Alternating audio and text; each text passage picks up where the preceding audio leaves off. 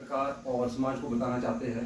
पिछले कुछ समय से हम लोगों को सरकार द्वारा ठगा जा रहा है और इलेक्शन के समय कांग्रेस पार्टी ने हम लोगों से कुछ वादे किए थे और उनके मैनिफेस्टो में भी जो उनकी 10 गारंटियां है उसमें भी उन्होंने हम लोगों से वादा किया था कि वो 5 साल में 5 लाख नौकरियां देंगे।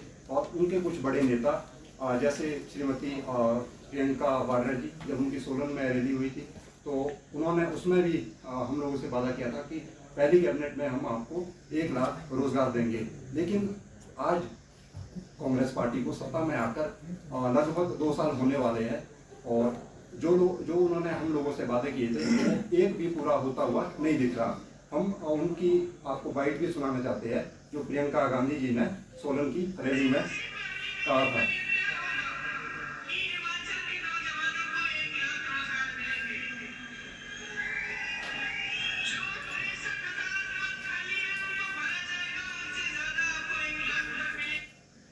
अब हम आज आपके माध्यम से जो कांग्रेस पार्टी का जो 2 साल का कार्यकाल रहा है उसमें उन्होंने जितने भी काम किए, ज़्यादातर तो हमारा उसमें शोषण ही हुआ है, लेकिन उनका एक अच्छा काम भी है और उसकी हम सराहना भी करना चाहते हैं। जब कांग्रेस पार्टी दिसंबर 2022 में सत्ता में आई तो उसके कुछ दिन बाद ही 25 दिसंबर 2022 को एक पेपर हुआ था। तो उस पेपर में जो पहले से कमीशन में धांधली चली आ रही थी उसमें वो धांधली उजागर की गई और उसके बाद उनके ऊपर केस चलाया।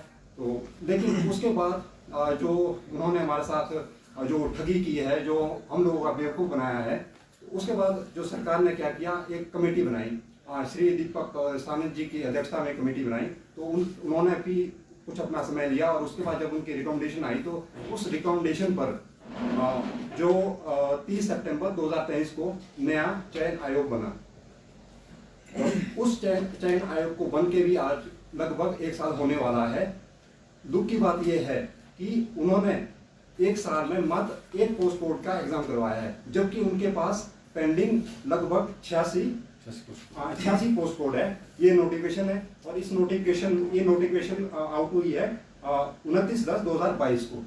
तब से लेकर और इसमें हमने करोड़ों रुपए तो उनको फीस दी है, तब से लेकर ये सारे पोस्ट कोड वहाँ पे पेंडिंग है। और हम लोगों को जब हम उनसे पूछते हैं सरकार से कि भैया आप भर्ती क्यों नहीं करा रहे, तो हम लोगों को जवाब मिलता है कि हम उसको ऑनलाइन करना चाहते हैं। और ऑनलाइन का हाल ये है सर कि 1 साल से उनको ऑनलाइन कनेक्टिंग एजेंसी नहीं मिल रही और इसको हमारा ये मानना है कि इसको जानबूझ के डिले किया जा रहा है।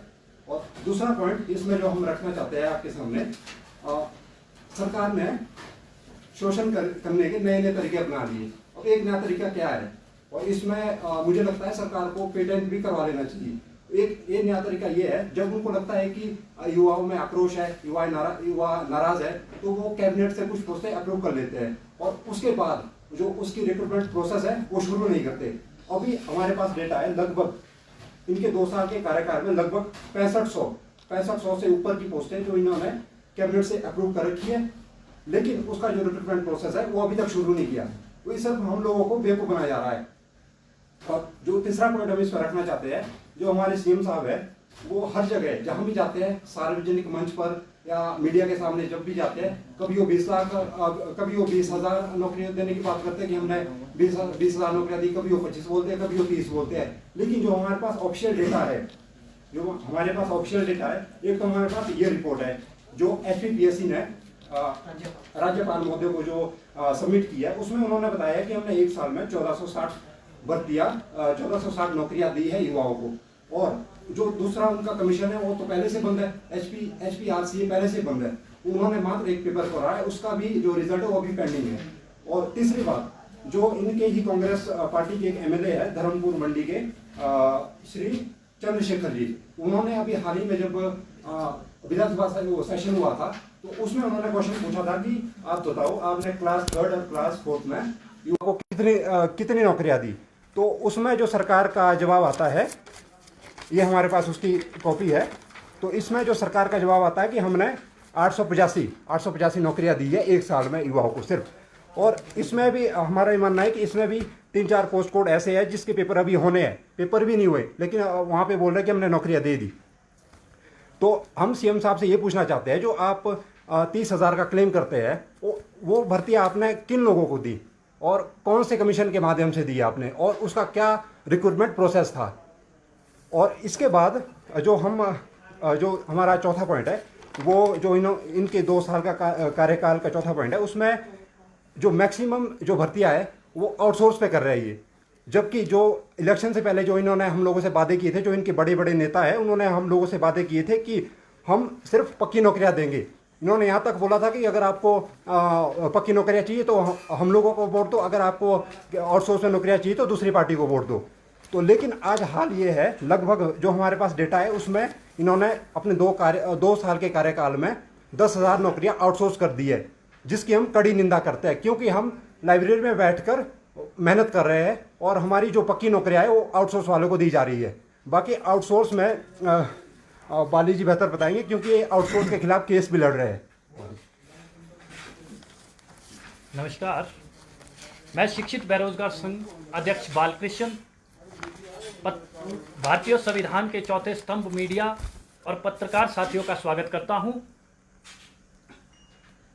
सबसे पहले मैं आपका ध्यान आकर्षण करना चाहूँगा कि लोकसभा के 2022 में इलेक्शन हुए, उसमें एक 10 गारंटियाँ कांग्रेस सरकार के द्वारा लाई गई थी, जिसमें से एक मुख्य गारंटी है 1 लाख नौकरी देना।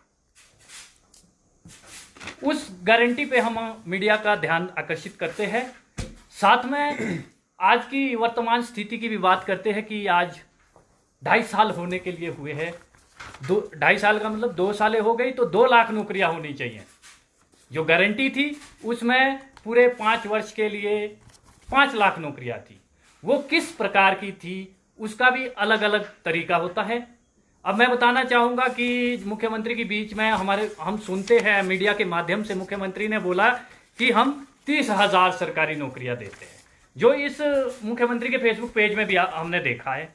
तो इसमें उसके साथ ही हम दूसरा बताना चाहेंगे कि जो कमीशन के थ्रू जिसके पेपर होते हैं, जो एक शिक्षित अभ्यर्थी होता है वो किस तरीके से पेपर देता है, इस टाइम उसका आंकड़ा एक कागजी रूप में हमें मिला है 885 पोस्टें, जिनके अभी तक पेपर हुए हैं 2 साल के कार्यकाल में। दूसरी बात मैं रखना चाहूंगा कि एक टीजीटी पीजीटी की भर्तियां चली हुई है।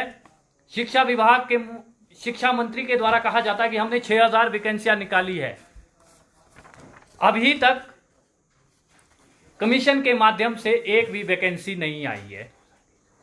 2 साल का आंकड़ा मैं बता रहा हूं, जो हमारे पास आंकड़ा आया है। साथ में मैं बताना चाहूंगा जेओ लाइब्रेरी फिलहाल तो अभी माननीय हाई कोर्ट में लंबित है, परंतु हमारे द्वारा जो आंकड़ा प्राप्त किया गया आरटीआई के माध्यम से, उसमें 774 पोस्टें खाली है जेओ लाइब्रेरी, जिसमें सरकार की मंशा नहीं है भर्ती करवाने की। साथ में मैं बताना चाहूँगा कि जो एपीआरओ है उसका भी हमने आंकड़ा ले आया है। असिस्टेंट पब्लिक रिलेशन, शायद मीडिया बंधुओं से संबंधित होता है ये, इसकी भी पोस्टें कई सालों से खाली है, ये भी सरकार की मंशा नहीं है इनको भरने के लिए। साथ में अब मैं बात करता हूं आउटसोर्स की। मेरे द्वारा 2020 में माननीय हाई कोर्ट में याचिका दायर की गई थी, जिसका मुख्य कारण ये रहा कि मेरे द्वारा जो आईटी और क्लर्क का फॉर्म 2020 में भरा गया और मैंने 2400 फीस रुपया यूनिवर्सिटी को दिया, और यूनिवर्सिटी ने 258 पोस्टें एडवर्टाइज की। उसके बाद यूनिवर्सिटी के जो वाइस चांसलर रहते हैं वो जाती सरकार में 300 बंदे आउटसोर्स में बैठा देते हैं।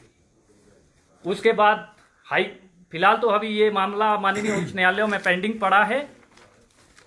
बाकी उसके बाद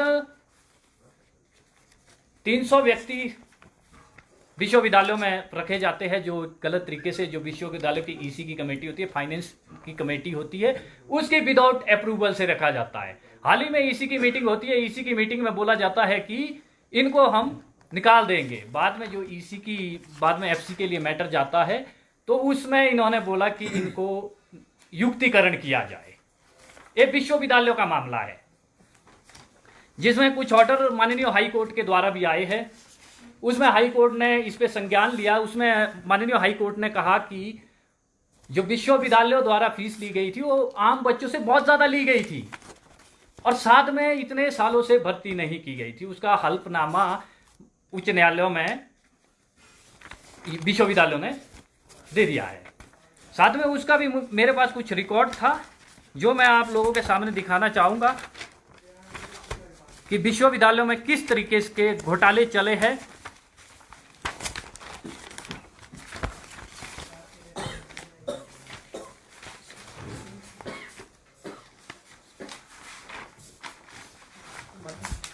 और इस तरह अलग अलग विभागों में भी आउटसोर्स की भर्तियां शुरू की गई है। हिमाचल प्रदेश इलेक्ट्रॉनिक्स एक कंपनी खोली गई है। उसके मद्देनजर में उन्होंने जो कंपनियां रखी है उसमें 8 से 10 कंपनियां जिनको उन्होंने टेंडर देने हैं।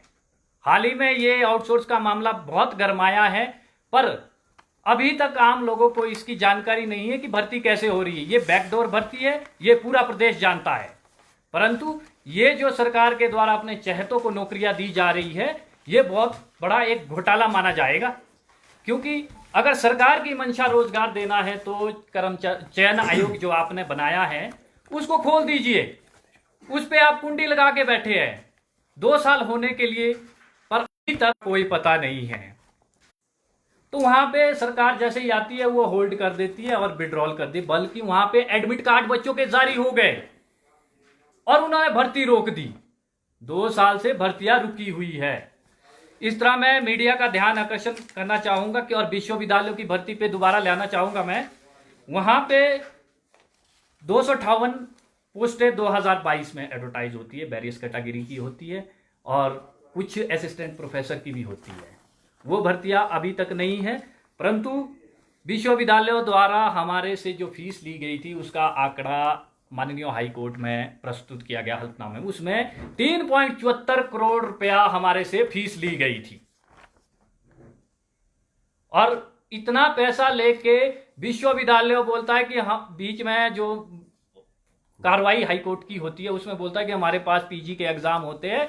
उसमें हम मीडिया के माध्यम से बताना चाहेंगे कि एक सचिव का पेपर हुआ था, उसको विश्वविद्यालयों ने कर दिया और अपना विश्वविद्यालयों का पेपर जो विभागीय पेपर है वो करने का इच्छुक नहीं है। साथ में टीजीटी की पोस्टें आप देख रहे हैं। अब शिक्षा विभाग की ओर नजर डालते हैं। समाचार पत्र में हमने देखा है कि शिक्षा विभाग में शीघ्र भरे जाएंगे 16,000 खाली पद। 16,000 पद ये समाचार पत्र में रह रहे हैं। हम मानते हैं सरकार ने बैच वाइज भर्तियां निकाली है। बैच वाइज भर्ती के साथ नियम ये बोलता है कि कमीशन भी करना है। हिमाचल प्रदेश के मुख्यमंत्री से हमारा आग्रह है कि अगर आपके द्वारा HPRCA को सुचारू रूप से नहीं चलाया जाता है तो पब्लिक सर्विस कमीशन के लिए भर्ती दी जाए। वहां पे पब्लिक सर्विस कमीशन की अभी भर्तियां समाप्त हो चुकी है, अभी 2 भर्तियां बची हुई है, फिलहाल वो फ्री हो चुके हैं। और हाल ही में चेयरमैन का भी गठन किया है राज्य चयन आयोग जो हमीरपुर में है। पहले कर्मचारी चयन आयोग होता था, नाम परिवर्तन कर दिया है उसका, और वो ढांचा भी वही है और सिस्टम भी वही है, सिर्फ सरकार अलग है। पिछली हम धन्यवाद करते हैं पूर्व मुख्यमंत्री का, भले ही घोटाले किए पर रोजगारों की कमी नहीं रखी। इन्होंने तो रोजगार ही बंद कर दिया। ऐसी भर्तियां मुख्यमंत्री ने रोजगार बंद कर दिया और अपने फेसबुक माध्यम से अवगत करवाते हैं कि हमने रोजगार देना है। तो मैं मीडिया के माध्यम से मीडिया बंधुओं से भी कहना चाहूंगा कि जिस तरह आज की समय में चला है, विश्वसनीयता में थोड़ी सी कमी आ रही है, क्योंकि हिमाचल प्रदेश में सरकार द्वारा अपने मैनिफेस्टो ले आए जाते हैं और तरह तरह की न्यूज़ें लगाई जाती है, परंतु बेरोजगारों को कोई नहीं पूछ रहा। आज बेरोजगारों की मजबूरी है कि हमें प्रेस क्लब में प्रेस कॉन्फ्रेंस करनी पड़ेगी। और ये हमारा आंकड़ा लगभग 8 लाख के आसपास बेरोजगार है अभी हिमाचल में, जो ये ऑफिशियल और जो एम्प्लॉयमेंट एक्सचेंज का आंकड़ा है। पर हमारा ये मानना है कि ये लोग यहाँ से भी ऊपर होंगे, क्योंकि सब लोग वहाँ पे रजिस्टर नहीं करते हैं। अब इसके बाद हमारी कुछ डिमांड है जो हम आपके माध्यम से सरकार को बताना चाहते हैं। तो ये लगभग 8 डिमांड है जो हमने सरकार को लिखी है, तो हम इसको एक एक करके पढ़ेंगे। जो हमारी पहली डिमांड है वो है start proper functioning of HPRCA and conduct the exam which is entangled with HPRCA। तो हमारा पहला मानना ये है कि आप जो कमीशन है जो आपने राज्य चयन आयोग बनाया है हमीरपुर में, उसको प्रॉपर उसमें फंक्शनिंग में लाओ। और वहाँ पे जो हमने पहले भी बोला है कि जो 86 पोस्ट कोड है और उसमें लगभग 1150 के आसपास उसमें पोस्टें हैं, वो उनको आप पहले भरो, क्योंकि वो सारी कुछ तो उसमें 2021 की है, जैसे JOIT 965 जिसमें वो धांधली भी हुई थी और वो एग्ज़ाम अभी तक नहीं हुआ और वो पोस्ट कोड उनके पास ही है, वो 2021 का है वो। तो आप वो पेपर करवाए पहले। और उसके बाद एक हमारा और भी एक ऑब्जेक्शन है, जो एक दीपक सानंद कमेटी बनी थी, तो इन्होंने जो रिकमेंडेशन दी है वो एक उन्होंने कहा है कि आप इसको ऑनलाइन एग्ज़ाम कराओ, और जिसकी वजह से जो हमारे एग्ज़ाम है वो डिले हो रहा है। कि सर इसमें हमारा ऑब्जेक्शन ये है जो ऑनलाइन एग्ज़ाम है, क्योंकि यहाँ पे लगभग जो हमने आपको आंकड़ा दिया 8 लाख लोग बेरोजगार है। तो जब भी मास लेवल की भर्ती होगी तो उसमें हमारा जो मानना है उसमें लगभग 3-4 लाख लोग एग्ज़ाम देंगे और वो फॉर्म भरेंगे। तो हमारा ये मानना है कि जो राज्य सरकार के पास इतना ऐसा इंफ्रास्ट्रक्चर नहीं है जो वो ऑनलाइन एग्ज़ाम करा सके, तो इस वजह से और इसको डिले किया जा रहा है। और दूसरी बात जो मैंने पहले भी कही थी कि 1 साल से वो जो ऑनलाइन कंडक्टिंग एजेंसी है उसको ढूंढ रहे हैं, उनको 1 साल से वो मिल ही नहीं रही। और उसमें फीस का भी है सर, क्योंकि अगर आप ऑनलाइन कराएंगे तो उसमें फीस बहुत ज़्यादा होगी बच्चों की। और अभी हाल ही में मैं आपको एक एग्जांपल देता हूँ। एक पेपर हुआ था HP स्टेट कोऑपरेटिव क्लर्क का एग्ज़ाम हुआ था शायद, तो उसमें जो हमारे भी कुछ मित्र थे तो उनको आउट ऑफ स्टेट जाना पड़ा था। कईयों को चंडीगढ़, मोहाली, अम्बाला, इवन मेरा एक दोस्त था उसको उन्होंने दिल्ली भेजा था, वहाँ पे पेपर हो रहे थे। अब यहाँ पहले ही बेरोजगार लोग हैं, अब यहाँ से दिल्ली कहाँ जा सकते पेपर देने। तो हमारा ये इसमें ऑब्जेक्शन है। दीपक सानंद कमेटी की जो रिकमेंडेशन है, आप इसको ऑफलाइन कराइए, ये सारे जैसे पहले भी होते थे उस तरह से आप ऑफलाइन एग्जाम कराइए। अब HPPSC भी तो कराता है ऑफलाइन एग्जाम, उसमें धांधलियाँ क्यों नहीं होती? और दूसरे स्टेट में भी तो करवाते हैं लोग, और UPSC भी तो करवाता है, SSC भी करवाता है ऑफलाइन एग्जाम। आप एग्जाम ऑफलाइन कराइए और इस तरह से इसको डिले मत करो। और हमारी जो दूसरी डिमांड है सरकार से वो है fill up the all post which is approved by cabinet. जितनी भी कैबिनेट से अप्रूव्ड है, जो हमने आपको पहले आंकड़ा भी दिया 6500 के आसपास है, इवन इससे भी ऊपर होगी, वो आप प्रायोरिटी के साथ भरो। मैं आपको कुछ पोस्ट कोड बताना चाहता हूँ जो उन्होंने वहाँ से अप्रूव की है। जैसे नोटिफिकेशन है, ये नायब तहसीलदार है, 19 पोस्टें इन्होंने अप्रूव की है कैबिनेट से, और अभी तक इसका कोई अता पता नहीं है इसका ये कर क्या रहे हैं। और दूसरा एक पटवारी है, उसकी नोटिफिकेशन है, उसमें 874 पोस्टें हैं, उसका भी कोई पता नहीं है ये। और उसमें 1200 पोस्टें पुलिस कांस्टेबल है, और इसमें JE की भी कुछ पोस्टें हैं, और इसमें फॉरेस्ट गार्ड की भी कुछ पोस्टें हैं। और हाल ही में इन्होंने 50 पोस्ट उसकी भी वहाँ पे अप्रूव की है सचिवालय क्लर्क की। तो इस तरह की बहुत सारी है, TGT है इसमें, और PGT है, JBT है। तो इस तरह की जो पोस्टें हैं जो इन्होंने कैबिनेट से अप्रूव कर रखी है, लेकिन अभी तक इसको रिक्रूटमेंट प्रोसेस में नहीं लाया। तो हमारी सरकार से रिक्वेस्ट है कि आप इसको जल्दी से रिक्रूटमेंट प्रोसेस में लाए। जो हमारा तीसरा है, जो तीसरा पॉइंट है वो है fill up the all vacant post which is vacant in various department, government department. और जो ये आंकड़ा है सर, ये लगभग 60,000 के आसपास है। हमारी सरकार में अभी तक 60,000 के आसपास पद खाली पड़े हैं, आप इनको भी भरिए। और हमारी जो चौथी डिमांड हमारी ये है कि stop rejoining and extension of retirees. यहाँ पे अब जो हमको दिखा भी रहे बार बार 8 लाख लोग बेरोजगार है, बावजूद उसके हमारी सरकार रिटायरी और जो इनको एक्सटेंशन दे रही है या इनको रीजॉइनिंग दे रही है। हम सरकार से पूछना चाहते हैं कि आपकी ऐसी क्या मजबूरी है जो आप रिटायरी को एक्सटेंशन दे रहे हैं, रीजॉइनिंग दे रहे हैं? क्या जो काम उन्होंने सीखा है वो जो 8 लाख लोग बेरोजगार है, क्या वो नहीं सीख सकते? तो हमारी सरकार से रिक्वेस्ट है कि आप इस तरह के काम मत कीजिए, और जो 8 लाख लोग बेरोजगार है इनको ये नौकरी दी जाए।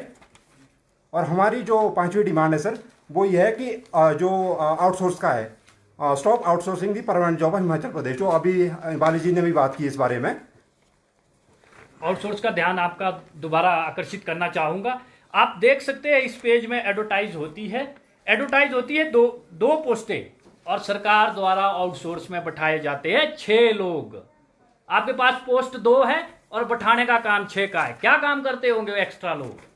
क्योंकि सरकार बोलती है आर्थिक स्थितियां कमजोर है, तो अगर आर्थिक स्थिति है 2 की जगह 6 कैसे हो रहे हैं? इस तरह एक ही बात नहीं है कंप्यूटर प्रोग्रामर की नहीं है। ये जितनी भी भर्तियां है इसमें 2 गुना 3 गुना कुछ तो 10 गुना एक्स्ट्रा हो गए। इस तरह भर्तियां चली है आउटसोर्स की। अब जो हमारा छठा पॉइंट है ये है सर, जो इन्होंने पहले यूनिवर्सिटी है उसमें जो पहले एडवर्टाइज की थी पोस्टें, जैसे पहले एचपीयू में जो इन्होंने पहले भी बात की 2020 में ये पोस्टें एडवर्टाइज हुई थी, लेकिन उसके बाद 2022 में इन्होंने उनको रीओपन किया और अभी तक ये पेंडिंग है। और एक नॉन यूनिवर्सिटी है उसमें भी जो वहाँ पोस्टें निकली थी वो अभी तक पेंडिंग पड़ी है। और एक एसपीयू मंडी उसमें भी कुछ पोस्टें निकली थी, वो अभी तक पेंडिंग पड़ी है, तो आप इनको भी निकालें। और जो हमारा सातवां पॉइंट है, जो 7वीं डिमांड है वो है स्टॉप मर्जर ऑफ नायब तहसीलदार विद एचपीएस कैडर। इसके लिए हम सर पहले भी मिले हैं, शिक्षा मंत्री जी से भी मिले हैं और रेवेन्यू मिनिस्टर उनसे भी मिले हैं, पर वहाँ से हम लोगों को कोई भी पॉजिटिव रिस्पांस नहीं आया अभी तक। ये लोग सर इसको एचएस के साथ मर्ज करना चाहते हैं, लेकिन इसमें हमारे 2-3 ऑब्जेक्शन है। एक तो हमारा एज क्राइटेरिया को लेकर है, क्योंकि जो एचएस में है उसमें जो जनरल की एज है वो 35 है, और जो नायब तहसीलदार में उसमें आपको 45, उसमें आपको 45 साल मिलते हैं, तो 35 साल तक आप एग्ज़ाम दे सकते हैं। तो जो 35 साल से ऊपर हो गए हैं उनका इसमें नुकसान है। तो इसमें जो नायब तहसीलदार की तैयारी कर रहे हैं उनको अलग से एक तो ऑप्शनल तैयार करना पड़ेगा, और ऑप्शनल तैयार करने में लगभग आपको 1 साल लगता है, और आपको अलग से फिर उसमें कोचिंग वगैरह भी लेनी पड़ती है और एक्स्ट्रा खर्चे और एक्स्ट्रा टाइम है उसमें, और ऊपर से आपको CSET की भी तैयारी करनी पड़ती है, और इसमें बहुत सारी एग्जाम है एचएस में। तो इसलिए हमारा ये ऑब्जेक्शन है कि आप इसमें ये ऑब्जेक्शन हमारा पैटर्न और सिलेबस को लेके, और ये डिमांड ये है हमारी कि आप इसको मर्ज मत करो, जैसे पहले हो रहा था वैसे इस एग्ज़ाम को आगे भी कंडक्ट कराएं। और जो हमारी 8वीं डिमांड है वो है सर, जैसे आजकल यहाँ पे भी इतने सारे जो चीटिंग के नए नए मॉड्यूल तैयार हो रहे हैं हिमाचल में भी, तो हम चाहते हैं कि एक स्ट्रॉन्ग एंटी कॉपिंग लॉ बने, यहाँ पे नकल विरोधी कानून बने। तो इसके लिए हमने इसमें एक एग्जाम्पल उत्तराखंड का भी डाला है। जैसे उत्तराखंड में उन्होंने एक कानून बनाया है, उसमें उन्होंने जो पेनल्टी है वो लगभग 10 करोड़ के आसपास रखी है। तो हम भी चाहते हैं कि हमारी स्टेट में भी इस तरह का कानून हो, और इन्होंने 10 crore penalty plus imprisonment of 10 year. तो हम चाहते हैं कि हमारे स्टेट में भी इस तरह का कानून हो, ताकि इस तरह के लोग इस कानून से डरे। और या अगर आप अलग से कानून नहीं बना सकते तो जो सेंटर में अभी हाल ही में कानून बना है उसमें भी इसी तरह के कुछ प्रावधान है, शायद उसमें 3 साल इम्प्रिजमेंट है और 5 लाख उसमें आपका पेनल्टी है और फाइन है, तो आप उसको भी अडॉप्ट कर सकते हैं। तो हमारी सरकार से रिक्वेस्ट है कि आप इस तरह का कानून हमारी स्टेट में बनाएं। सर ये हमारी 8 डिमांड है सरकार से आपके माध्यम से। आपने जो यूनिवर्सिटी वाला जिक्र किया ना, जिसमें लगभग 4 करोड़ फीस, ये एडवर्टाइज कब हुई थी, कौन कौन सी कैटेगरी की, और हाई कोर्ट में क्या उस पर कोई डायरेक्शन दी है, और क्या हुआ क्या इसमें जो पोस्टें थी 200 सर पहले 258 पोस्टें हैं, और 2020 में फिर दोबारा री एडवर्टाइज 2022 में, और हाई कोर्ट में हमने याचिका दायर की है। हाई कोर्ट ने जवाबदेही इनके लिए हल्फनामा मांगा, एफिडेविट मांगा। हाँ जी, ये एडवर्टाइज हुई थी, पर एडवर्टाइज विड्रॉल करना क्या कारण रहा, फिर हमने जब याचिका आउटसोर्स के अगेंस्ट डाली, मेरे द्वारा याचिका दायर की गई थी क्योंकि मैंने फीस 2400 पे की थी एडवर्टाइज के लिए, परंतु पूर्व सरकार द्वारा वहां पे आउटसोर्स बैठाए गए और एडवर्टाइज को डस्टबिन में डाला गया। और हमारा जो फिर माननीय हाई कोर्ट में जब ये एफिडेविट दायर करते हैं, इनकी मंशा ये बोलते हैं कि हम सरकार की परमिशन ले रहे हैं। जो हमारे तक एफिडेविट पहुंचा है उसके तहत हमारे को फीस मिली है 3.7 करोड़। इतनी फीस हमारे से एकत्रित हुई है और जिन लोगों ने फॉर्म भरे। फिलहाल अभी ये मामला विचाराधीन है, परंतु हमारा कहना इतना ही है कि जब आपने एडवर्टाइज की है तो आउटसोर्स में बैठाने की क्या कारण रहा। आउटसोर्स में आप बैठाओ, उसके लिए हमारा कोई ऑब्जेक्शन नहीं है, पर भर्तियां है वो सुचारू रूप से होनी चाहिए। आपको मैं बताना चाहूंगा कि जब एडवर्टाइज होती है, अगर 2 पोस्टों के लिए एडवर्टाइज होती है, 6 पोस्टों के लिए कैंडिडेट अपने चहते बैठाए जाते हैं जो यूनिवर्सिटी में बैठाए गए हैं। इस तरह हर कैटेगरी के लिए ये पोस्टें निकली थी। क्लर्क हो गया। मौजूदा सरकार का क्या स्टैंड है इसमें? ये तो पूर्व सरकार का। मौजूदा सरकार और पूर्व सरकार ये दोनों डामाडोल खेल रही है, क्योंकि अगर मंशा रोजगार देने की है तो क्लियरिटी है कि जब आपने आउटसोर्स बैठाए हैं तो उन्हें निकाल दीजिए, क्योंकि अभी तक विश्वविद्यालयों में वाइस चांसलर भी परिवर्तन नहीं हुआ है। अब वो अंदरूनी मामला है सरकार का, उसका हमें कोई लेना देना नहीं। हमें हमारी पोस्टों से लेना देना है।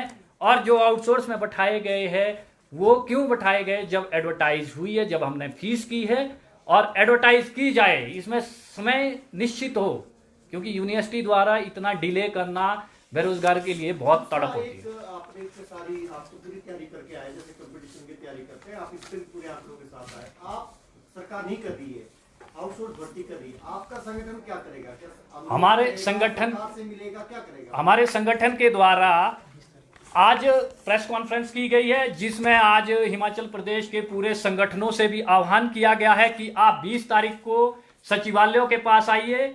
20 तारीख यानी शनिवार को सचिवालयों के पास हम एकत्रित होंगे और ये जो हमारी 12 सूत्री मांग पत्र है इसको हम सौंपने जा रहे हैं। अब मुख्यमंत्री का और प्रशासन का क्या रुतबा रहता है वो उनको है। हमारा काम है कि हमारी जो मांगे हैं वो मुख्यमंत्री तक पहुंचे। हमने डीसी एसपी महोदय को भी बता दिया है कि हमने मुख्यमंत्री से मिलना है। हमारा मामला सिर्फ ये है, जो हमने ये 8 सूत्री मांग पत्र बनाया है इसको लागू किया जाए और हिमाचल प्रदेश में 8 लाख बेरोजगारों को रोजगार का रास्ता खोला जाए। और किसी का कोई क्वेश्चन? सर आपका कुछ क्वेश्चन हो तो आप जरूर पूछिए।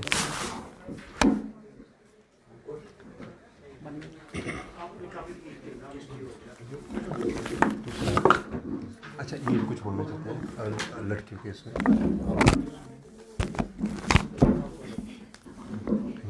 आप बोलिए।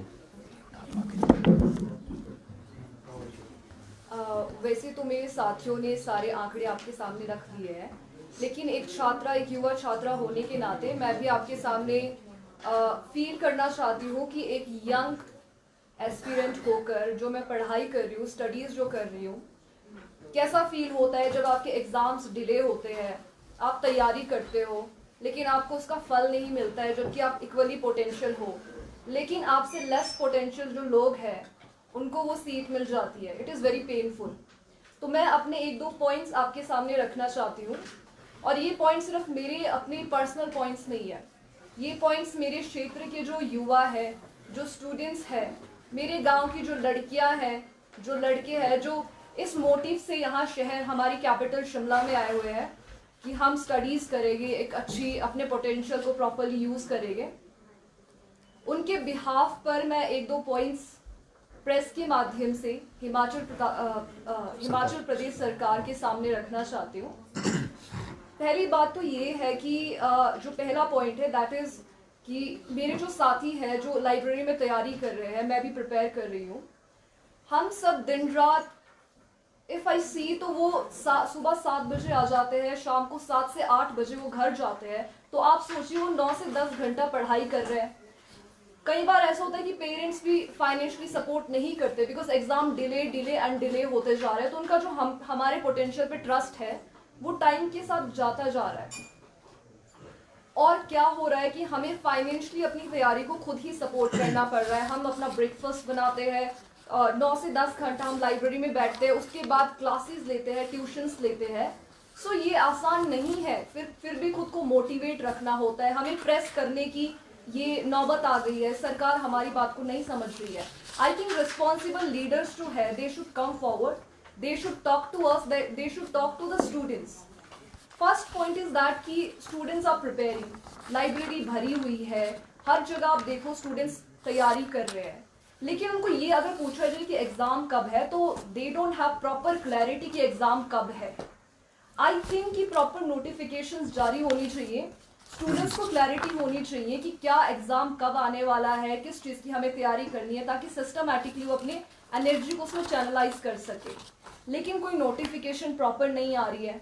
मतलब जो स्टूडेंट्स अपनी जो एनर्जी है उसको वेस्ट कर रहे हैं, यूटिलाइज नहीं कर रहे हैं। हम जो अपनी नॉलेज है बस उसको इकट्ठा कर रहे हैं, और जैसे वो स्टेगनेंट वाटर होता है ना जिसमें बदबू आने लग जाती है, वो वैसा ही हो रहा है। हमारी एनर्जी, हमारा पोटेंशियल जो है वो वेस्ट हो जाएगा। तो नोटिफिकेशन प्रॉपर होनी चाहिए, प्रॉपरली हर एक बात को मद्देनजर रखते हुए सरकार को इस बारे में सोचना चाहिए, इस विषय को गंभीरता से लेना चाहिए, because we are very frustrated as youngsters. ये बहुत फ्रस्ट्रेशन से भरा हुआ एक विचार है कि हमें यहाँ पर कॉन्फ्रेंस करनी पड़ रही है। गवर्नमेंट बात, I think responsible government should come forward, leader should come forward, education minister should come forward. That is why in democracy तभी तो हम उनको चूज करते हैं, तभी तो हम उनको इलेक्ट करते हैं। आई correct my word with elect. दूसरी बात जो है, पहली बात थी नोटिफिकेशन प्रॉपर होनी चाहिए, उनको प्रॉपर क्लैरिटी होनी चाहिए। और दूसरी बात ये है कि जो लड़कियां हैं, एक लड़की होने के नाते और एक स्टूडेंट होने के नाते मैं एक पॉइंट और रखना चाहती हूँ जो कि बहुत इंपॉर्टेंट पॉइंट है। मेरे क्षेत्र की बात छोड़िए, आई कम्स फ्रॉम डिस्ट्रिक्ट सिरमौर, शलाई क्षेत्र है मेरा। मेरे गांव की अगर मैं सिर्फ मेरे अपने गांव की बात करूं तो मेरे गांव में 200 से 300 लड़कियां लड़के हैं जो अभी अपनी ग्रेजुएशन, अपनी मास्टर्स के फेज पे है। अभी ये जो उनका टाइम है बहुत इंपॉर्टेंट है, बहुत ज़्यादा। अगर मैं उसमें देखूं तो 100 से 150 जो है वो लड़कियां हैं।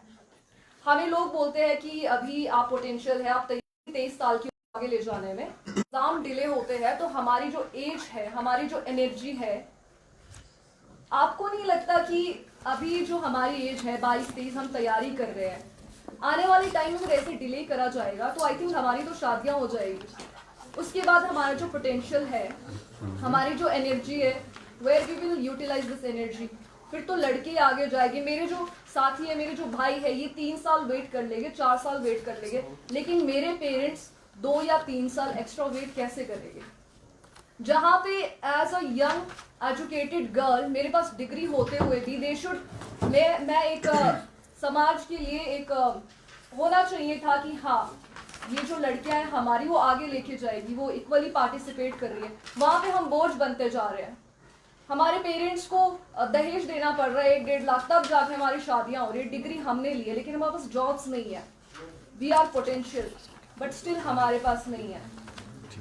तो मैं यही बोलना चाहूँगी कि रिस्पॉन्सिबल लीडर्स आगे आए और इस विषय को गंभीरता से ले। यूथ जो है वो यूजलेस नहीं है, दे आर यूज्ड लेस।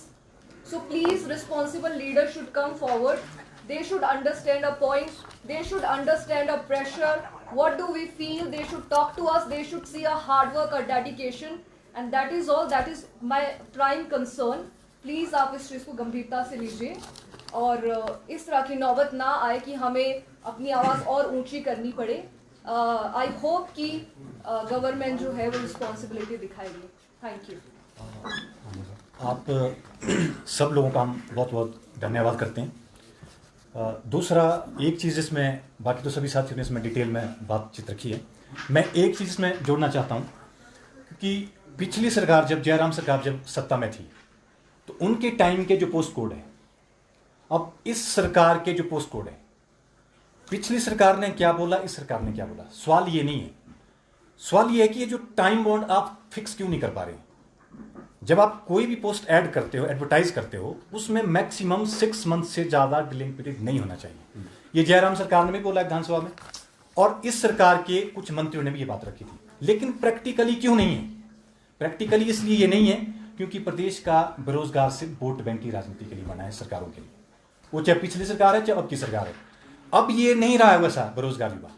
अब ये बिल्कुल ठान चुका है कि आर पार की लड़ाई भी यदि लड़नी पड़े तो सरकार के खिलाफ ये भी होने वाला है।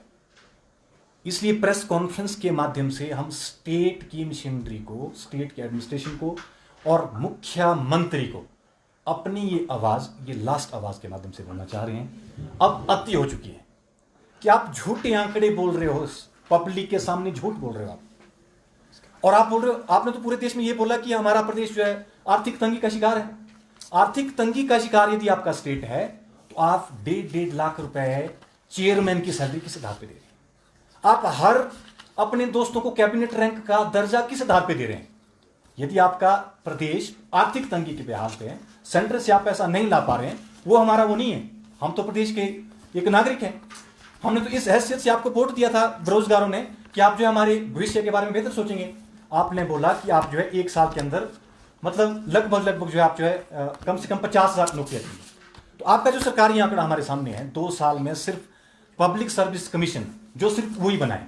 बात तो आपने लोगों से वाहवाही जीतने के लिए हमीरपुर सिलेक्शन बोर्ड तो बंद किया, बंद करना तो ईजी हो गया, लेकिन उसके बाद 2 साल में ना वो हमीरपुर सिलेक्शन बोर्ड, आपने FIR भी कर दी, ठीक है, आपने जेल में भी डाल दिए, उनकी क्या बोलते सारी वो भी होगी, बेल भी होगी, लेकिन फाइनली स्टूडेंट्स के लिए किसी भी पोस्ट कोड का फाइनल रिजल्ट अभी तक नहीं आया है। कोई भी अपॉइंटमेंट नहीं हुई है जितनी भी अभी तक ये सारे पोस्ट कोड आए हैं। तो ये बहुत बड़ी विडंबना है प्रदेश के लिए। तो आने वाले टाइम में यदि इस इशू सीरियसली सरकार नहीं लेती है तो आने वाले टाइम में जो है इसके ऊपर जो है बहुत ज़्यादा वो होने वाला है। ये मैं आपका मीडिया का ध्यान और आकर्षित करना चाहूँगा। ये 2022 में एक एडवर्टाइज होती है जिसमें पुलिस विभाग की सब इंस्पेक्टर की भर्ती होती है 2022 में, और उम्र होती है 26 साल। इसमें कारण ये है कि इसमें उम्र लगती है। आपकी 2 साल में उम्र तो ऐसे ही हो गई बाहर, और एडवर्टाइज करके बैठी हुई है सरकार और होल्ड कर रखा प्रोसेस। अब इसमें एक लॉजिक ये है कि एक IPS थे हमारे, छज्जू राणा जी है शायद उनका नाम, उनकी डेथ हो गई थी, तो सरकार ने ऐसा तोहफा दिया कि साहिल राणा को सब इंस्पेक्टर लगा दिया, वो भी करुणामूल आधार पे। उसका क्राइटेरिया फिक्स हो, और उसका क्राइटेरिया है नहीं, पर हिमाचल सरकार के पास है, नियमों में नहीं है। क्योंकि इस तरीके की कार्रवाई अगर स्टेट करती है तो रोजगार कहां मिलेगा। अगर आपने करुणामूल आधार पे सब इंस्पेक्टर लगाने हैं, चलो क्लास 3 क्लास 4 के लिए लगते हैं, जो नियम बोलते हैं, जो हमने भी पढ़े हैं। शायद हिमाचल सरकार के अधिकारियों को ज्यादा नॉलेज होती है, इसलिए वो पुट्ठे काम करने में माहिर होते हैं। आप देख सकते हैं साहिल राणा को सब इंस्पेक्टर बैठा दिया है, जिसकी मैंने ITI भी लगाई थी। शायद इसमें हमारी लीगल ओपिनियन क्या रहती है, इसके बाद हम कहाँ जाते हैं, इस पर कार्रवाई जरूर करेंगे, ऐसा नहीं है। बाकी हमारी टीम ऑब्जर्वेशन करती है और लीगल एड लेती है, और लीगल एडवाइजरी से क्या निर्णय निकलता है। अभी हम आउटसोर्स पे लड़े हैं, साथ में अब हमारे साथी पुलिस के बारे में थोड़ा सा अवगत करवाएंगे।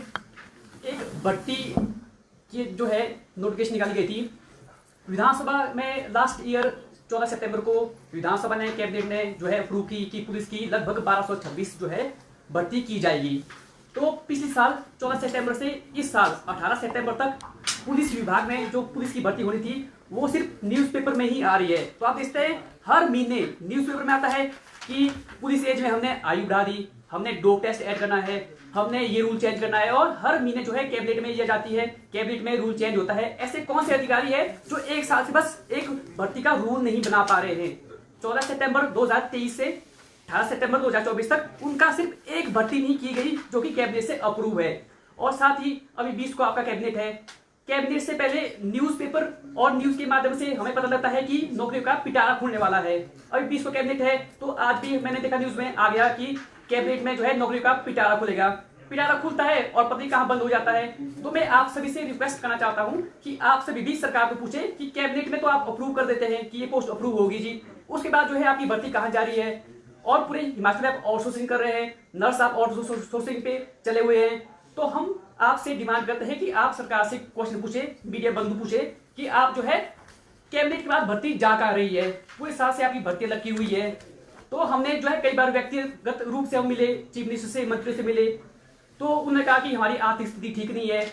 मुख्यमंत्री ने ये जो कहा है कि प्रदेश की वित्तीय स्थिति ठीक नहीं है। हम मुख्यमंत्री से निवेदन करते हैं कि आप हमें अभी ज्वाइनिंग मत दो, हम आपसे अभी सैलरी नहीं मांग रहे हैं कि हमें अभी सैलरी दो, अभी हमारे को पैसे चाहिए।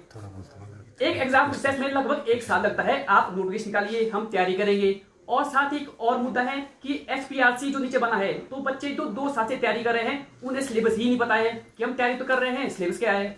2 साल से बच्चे तैयारी कर रहे हैं, 2 साल बाद सिलेबस बदल लेंगे, तो टाइम से हमें बता दीजिए। और साथ ही एक और मुद्दा है कि आप सेंट्रल लेवल पे UPSC है, आपका SSC है, वो जो है 1 साल का कैलेंडर जारी करता है कि 1 साल में कौन सी भर्ती होनी है, कितने आपके जो है पोस्ट आनी है, कब एग्जाम होना है, कब रिजल्ट आना है। तो बच्चा उस हिसाब से प्रिपेयर रहता है कि हमने जो है इस तरह की तैयारी करनी है। या हमें कोई श्योरिटी नहीं है कि एग्जाम आएगा कि नहीं आएगा, जो फॉर्म भरे हैं उनके भी नहीं हो रहे हैं।